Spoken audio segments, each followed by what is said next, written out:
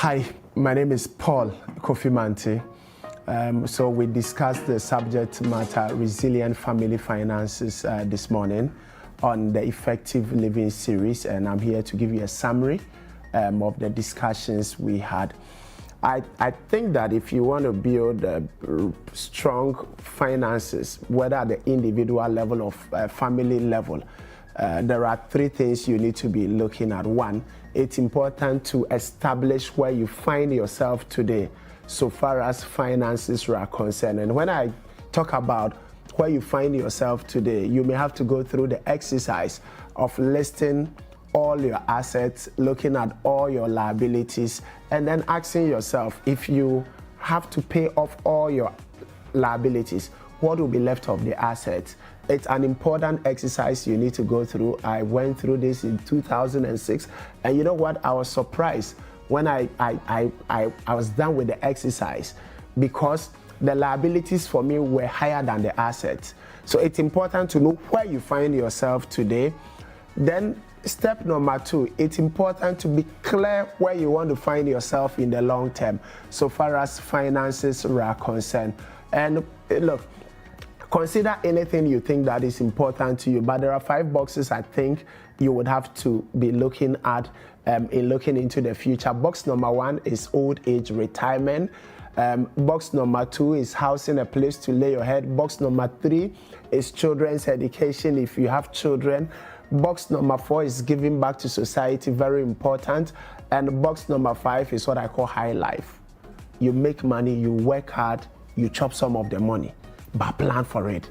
So you need to look at all these boxes. How often, when I talk about high life, when you want to take vacation and all that. So once you know where you find yourself today and where you want to get to, now you need to ask yourself some important questions, depending on where you find yourself. Because when you drill down where you find yourself, you may realize that you have to make some modification in your asset allocation. For example, you would find somebody who has 3-4 uncompleted houses. It may make sense to sell 1 or 2, but to be able to complete some of the houses, and it's the only way you can convert them into income generating asset. But once you know where you find yourself, now you need to ask yourself, what do I do to get to my destination?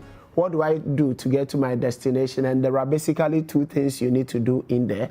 1, you want to look at your inflows, and number 2, you want to look at your outflows. When it comes to your inflows, then you want to ask yourself, looking at my current cash flows, my current salary, is it going to help me get to my destination? And the answer for most people is going to be no. If it is no, then you need to ask yourself, what else can I do to increase capacity to earn income? What else can I do to generate some more income? Don't forget, if you want to do this serious, your salary must not be equal to your income. Yes, your salary must not be equal to your income. Your salary must be one source of income. You got to start thinking about what else you can do. You got to think multiple streams of income. You can be doing something daytime and be doing something else in the evening, or something else on the weekend.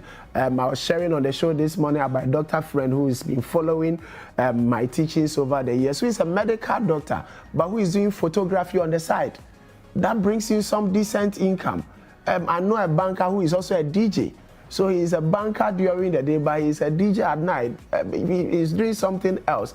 And in doing all this, you should never think that there is some job that is too low for your level.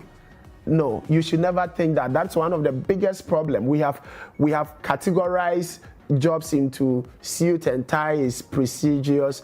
If you are taking care of pigs, then it's at the lower level. But the money that comes from the pigs does not smell funny. It doesn't smell differently from the money that will come from the boardroom. So my point is, find something doing that will bring in some additional income. I have a friend who has a lady who has 3 master's degrees, but you know what? She does decor on the side.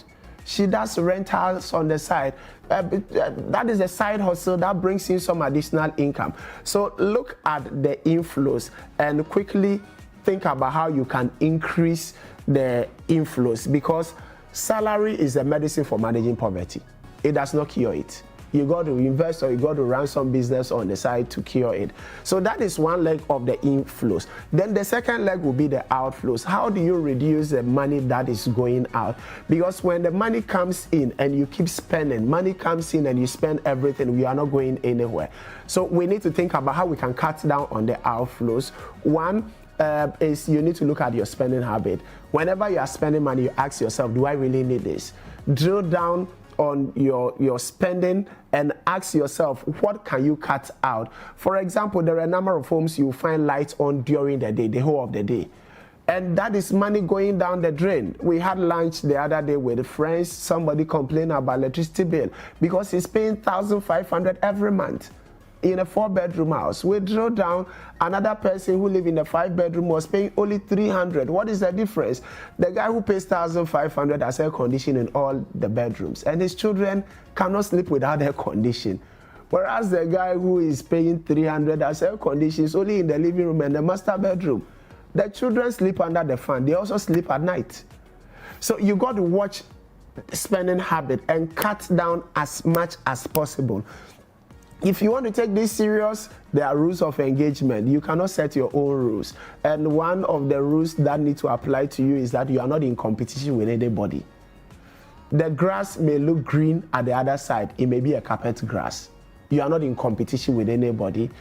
Set your own financial goals and work towards your financial goals. And maybe the last but not the least I want to share with you shortly is also to learn to build money machines, create machines that will create money for you. 3 types of automatic money machines you can create. If you have a business that can run without you, that is an automatic money machine. Number 2 is what I call paper assets. You got to put money into some investment, and that investment works for you and it generates more money. Can you imagine getting to a stage where the return on your investment becomes higher than your salary?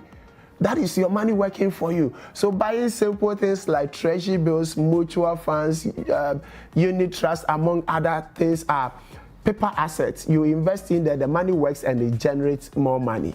You know, it's important to look at paper asset, and those who can afford real estate properties, it's another area you could generate some income. But of course, that will be for people who are of a certain level of income. But when it comes to property, you need to get location right. If you don't get the location right, it can be a complete waste of money. Financial independence is possible. You can build that resilient financial future, but you got to be deliberate. Don't forget this: within every income, there is seed and there is food.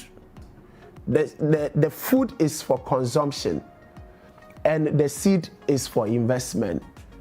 Please don't consume both. Eat part of it, spend part of the income, consume part of the income, but definitely make sure that part of the income is invested for your future. And I recommend a minimum of 20%. Anything is achievable. Your financial independence is also possible. David Chelton, the Wealthy Baba, says the best time to plant an oak tree is 20 years ago, and the next best time is now. And I say the best time you should have taken the decision on your finances was years back. If you didn't do it, don't wait till tomorrow. The next best time is today. Thank you very much.